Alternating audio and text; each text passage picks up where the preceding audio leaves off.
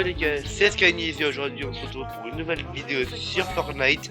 Dans cette vidéo je vais tout simplement vous présenter les meilleurs settings pour monter en quête sur Fortnite. Mais avant que la vidéo commence, n'hésitez pas à vous abonner, à liker la vidéo, à commenter et à partager.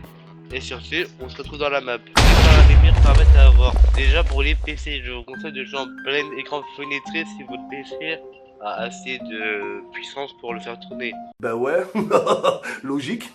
1080p vu que j'ai pas encore ma carte graphique désactivée. Ça sert absolument à rien, ça fait que gâcher des FPS. Taux de rafraîchissement, donc ça de mettre au-dessus de votre écran. Par exemple, si vous avez un écran 165 Hz, vous mettez en 180.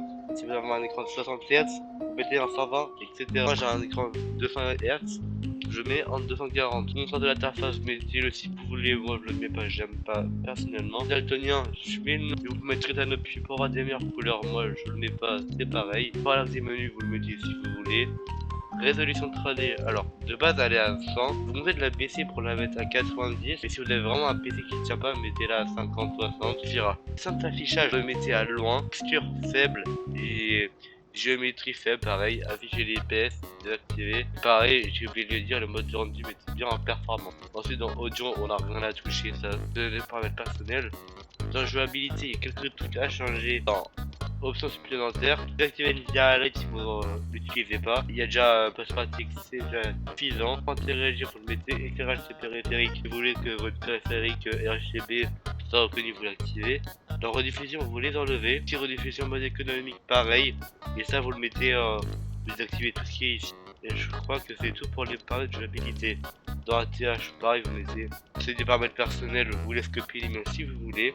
Ensuite, toucher mouvement, ça sert à rien. Là, on va arriver à peu près dans la partie, je pense, qui vous intéresse le plus. Mais avant que j'aille dans cette partie-là, n'hésitez pas à commenter vos sensi à vous dans les commentaires pour que les tests pour une prochaine vidéo. Et sinon, dans 3, 2, 1, vous montez les settings maintenant.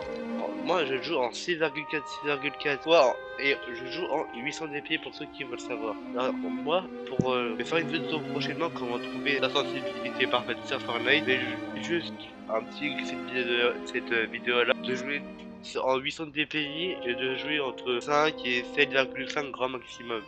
Ensuite pour les sensibilités, visez genre 50. Ça pareil, je vais pas vous spoil, mais moi je vous conseille de mettre à 50. Sensibilité de construction et de modification, moi ça ils sont 20 vu que je trouve que 100 c'est pas assez. Ensuite, ignorez le commande manette, oui si vous voulez, si vous jouez au clavier souris. Souris prioritaire, oui, si vous jouez pas avec clavier souris, mouvement clavier, etc. Par contre si vous jouez manette, je fais le même tuto dans la même vidéo vu que je joue les deux. Ignorez le commande manette, vous l'enlevez si vous jouez manette, et si vous jouez pas manette, vous le laissez. Donc tracing, vous activez si vous voulez jouer. Moi je joue quelques fois, du coup ça je le laisse. Et là dans les touches clavier souris, ok, là je pense que c'est un moment très important pour ceux qui veulent mes touches.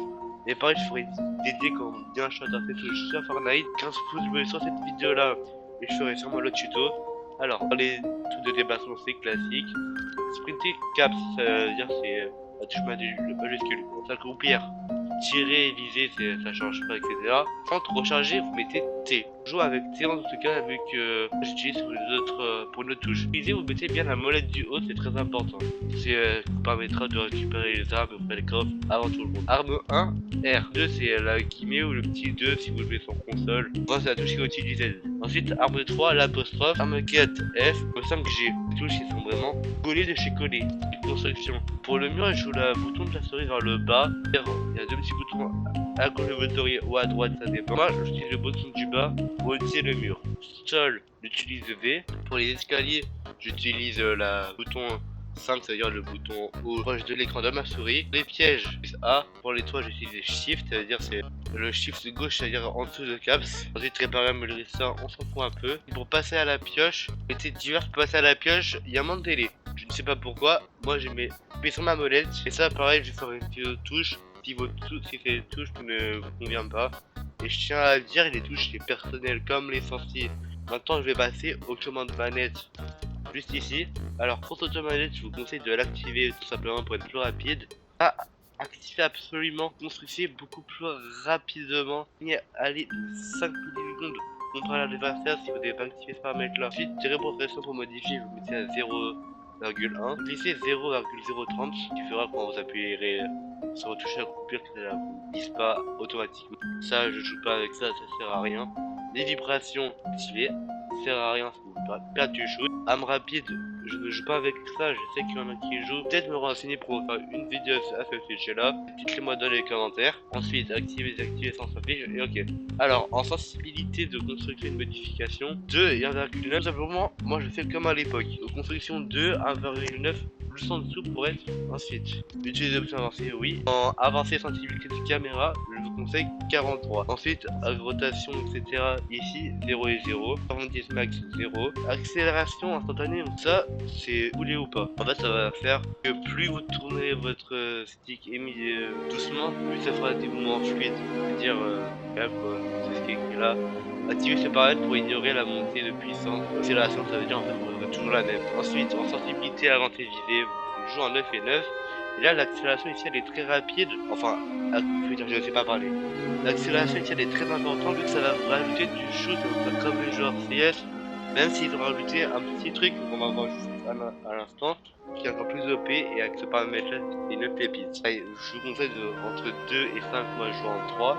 Là vous mettez 0, ici vous mettez 0,5. Là c'est l'aide à la visée linéaire et 100%.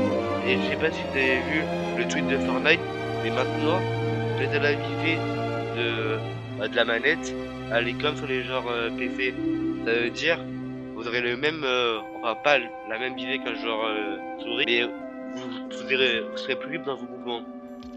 Ensuite, la zone morte, je la mets à 11, l'accélération de profil, je la mets en oui à 1,1. Ça, vous me demandez pas pourquoi, vous serez plus fluide. Ensuite, pour les touches manettes, sauter L3, sprinter rond R2, L2, ça c'est les touches de base. Ensuite, mur, ça c'est les touches de base pareil. Changer de mode croix, sélectionner R2 pour confirmer une série croix R1. Et voilà, je pense sinon, on fera tout. Hop, ouais, tout fait les gars, j'espère que la vidéo vous aura plu.